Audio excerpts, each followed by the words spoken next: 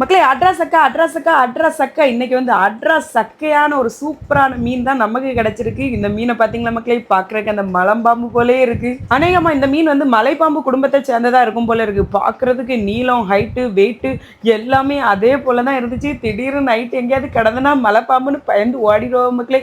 இந்த மீனை பார்த்தாலே எனக்கு பேசுறதுக்கு வார்த்தையே வராது. இந்த மீனோட டேஸ்ட் மட்டும்தான் நாக்கில் தெரியுதே தவிர இன்னைக்கு சூப்பரான ஒரு மீன் தான் நாங்கள் வாங்கியிருக்கோம். இந்த மீன் இல்லாத காலகட்டத்தில், மீன் விலைவாசியான காலகட்டத்தில் இன்னைக்கு வந்து சக்க போல ஒரு மீன் கிடைச்சிருக்கு. அதுவும் விலை கம்மியாக கிடைச்சிருக்கு. இந்த மீன் எவ்வளோ ரூபா இருக்குன்னு சொல்லிட்டு கெஸ் பண்ணுங்க பார்ப்போம்.